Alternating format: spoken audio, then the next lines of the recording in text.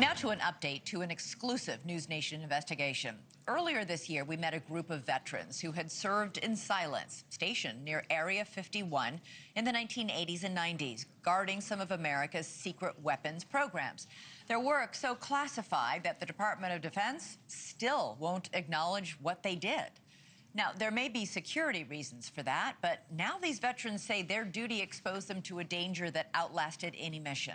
They say it's made them sick, and they're pleading with the government to finally acknowledge what happened. Now these veterans are heading to Washington, D.C., and NewsNation's Natasha Zouves was the first to break the story nationally, and she followed it to our nation's capital. Natasha, what's happening with these vets? Hi there, Elizabeth. A lot has changed since our investigation into the Area 51 veterans aired earlier this year.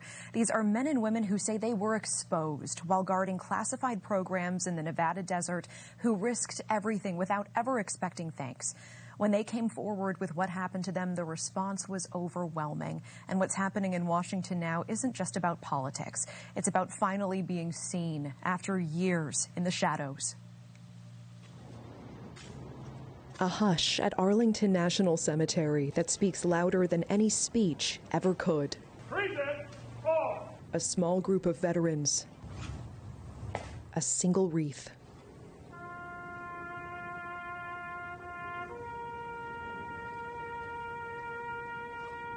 Surreal. There was a banner on the wreath that said the invisible enemy, and then your thoughts go to all of our buddies that have already passed. These people I served with are the greatest people I've ever known. You know, many of these people are my heroes.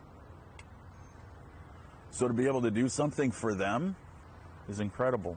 It's the highest honor. These men and women once guarded the nation's deepest secrets. Now they're telling their own. Prison power. Following a NewsNation investigation, they came to D.C. this month to lay a wreath at the tomb of the unknown soldier and to testify in front of lawmakers in support of two bills now introduced to help them.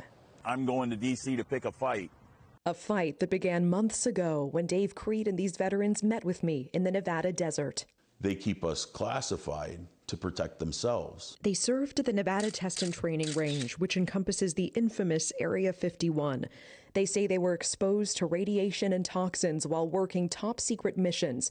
They still can't talk about most of their work on the range. The one operation they can now disclose, guarding the F-117 Nighthawk, America's first stealth bomber. I assumed it was safe to still send people there. Many say they now have cancer, tumors, and serious illnesses, or children born with birth defects. Dave Creed's son, born with a brain tumor.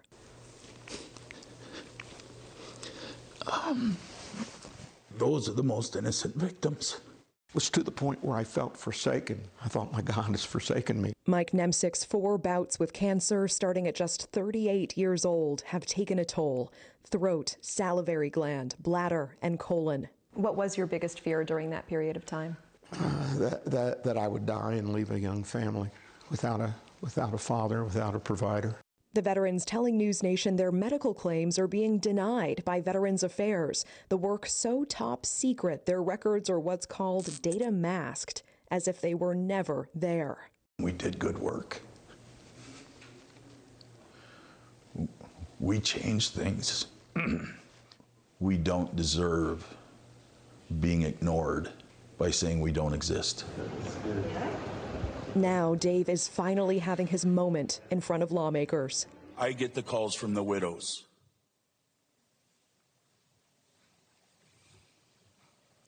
They're terrible phone calls as they tell me what happened to their spouses. Since our reporting, 2 bills introduced, the PROTECT Act and the Forgotten Veterans Act, and the vets invited to a congressional roundtable after ranking member of the House Veterans Affairs Committee, Representative Mark Takano, saw our story. How we can get our service connection for things like left brain atrophy, where the left side of my brain is dying, my brain cyst that I have, the 20 tumors throughout my body, including my thyroid and lungs, my vestibular problems. I can't service connect this. We all know that worked up there, that this will be our cause of death. His message landing. Every American who saw the story that the expose that you all did on Dave Crete and the Area 51 veterans should make them angry and should make them want to demand that that our government does something. If it wasn't for NewsNation, I wouldn't have been here today, and I mean that. I'd like to now call on Dave Crete. They put it in front of so many people. I went from 2 years ago when I went to Congress the first time that it was, who the heck are you and why are you bothering us, to now today, oh, you're that guy. When I show up and people recognize what we're there to talk about, we are all indebted, truly indebted. After decades in the shadows, these veterans hope the country is finally listening. In the end, this passes. It means I did something that made a difference for somebody other than myself. I was a part of something greater than me. And that leaves a legacy. Ranking member Congressman Mark Takano is now calling on the chairman of the House Veterans Affairs Committee to hold a full hearing on Area 51 and these veterans. 2 bills now introduced and questions remain. Will they find bipartisan support? Will the president champion this issue? And time is of the essence, Elizabeth. When we first aired their story, there were 446 names on their memorial list. Now that number has grown to 491. At least 45 passing in these short months. We will keep pressing. We will keep following these stories. Elizabeth. And Natasha, what do the 2 bills do exactly? They give a presumptive exposure so that if they served on that range, it means that all of the medical issues, all of the the downstream effects for both them and their families potentially will be covered, will be recognized. All right. Fantastic work, Natasha. Great reporting. A second time now. Thank you. Thank you for watching. Subscribe below and download our NewsNation app right now on your phone, and you will get fact-based, unbiased news for all Americans.